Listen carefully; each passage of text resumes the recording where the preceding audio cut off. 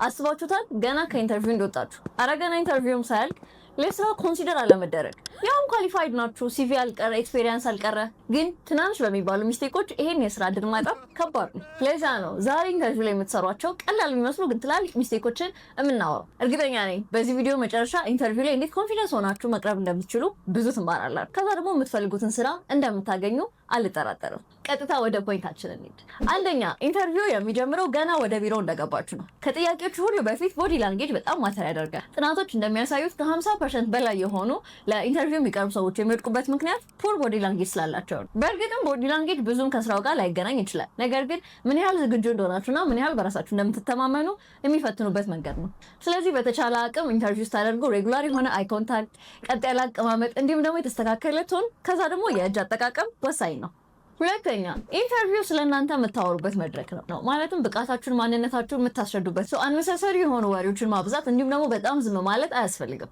በተቻለ መጠን ስትራክቸርድ የሆነ ንግግር ማድረግ፣ ከዛ ደግሞ አጠር ያለች መሆን አለበት። ጥያቄዎችን ስትመልሱ ታዲያ ችሎታችሁን፣ እውቀታችሁን እንዲሁም ደግሞ ኤክስፔሪንሳችሁን በሚናገር መልኩ ብታደርጉት በጣም ተመራጭ ነው።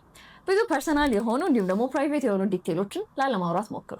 ሶስተኛ አብዛኛው ሰዎች የሚሳሳቱት ነገር ይሄን ተምሬያለሁ፣ ይሄን አድርጌያለሁ ብሎ ማውራታቸው ነው። ነገር ግን ብዙዎቹ ሪል ላይፍ የሆነ ኤክስፔሪየንስ የላቸውም። ብዙ ቀጣሪ ደግሞ መስማት ወይም ማወቅ የሚፈልገው ሪል ላይፍ ላይ ያጋጠማችሁን ቻሌንጅ እንዴት ፌስ እንዳደረጋችሁት፣ ከዛ ደግሞ ያገኛችሁትን ሪዛልት ነው።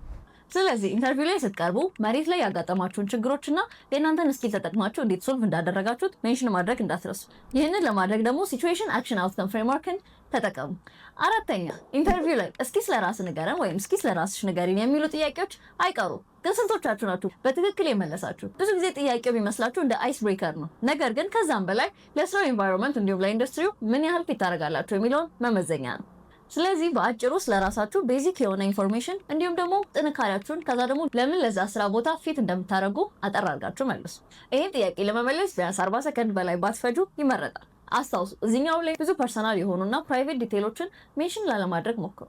አምስተኛ አንዳንድ ጊዜ ለተፈለገው ስራ ኳሊፋይ ላትሆኑ ትችላላችሁ ወይም ደግሞ ኤክስፔሪየንስ ሊያንሳችሁ ይችላል። ነገር ግን ስለ ስራው ለመማር ፈቃደኛ እንደሆናችሁ እንዲሁም ደግሞ ሞቲቬሽናችሁን ማሳየት ፕላስ ደግሞ ከዚህ በፊት በትምህርትም ሆነ በተለያየ ነገር ዴቨሎፕ ያደረጋችሁትን ስኪሎች ሜንሽን ማድረግ ትችላላችሁ። በምንም አይነት ሁኔታ ግን ስለ ኤክስፔሪየንሳችሁ መዋሸት አይቻልም።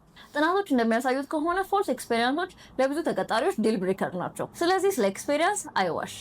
ስድስተኛ እና የመጨረሻው ለብዙ ቀጣሪዎች አውት ኦፍ ሳይት አውት ኦፍ ማይንድ ነው። ሌትስ ፌስ ኢት ብዙ ተቀጣሪዎች አሉ እና ኮምፒቲሽን ነው። ስለዚህ ስታንድ አውት ማድረግ ግድ ነው። ከኢንተርቪው በተጨማሪም ከዛ በኋላ ስላሉበት ነገር ፎሎ አፕ ማድረግ ብዙም ባይለመድ ይህን ማድረግ ግን ተገቢ ነው። ይሄ ደግሞ ለስራ ያላችሁን ተነሳሽነት በደንብ ያሳያል። ስለተሰጣችሁ ድል አመስግናችሁ እኔም አለው የሚል መልእክት ማስተላለፍ ተገቢ ነው።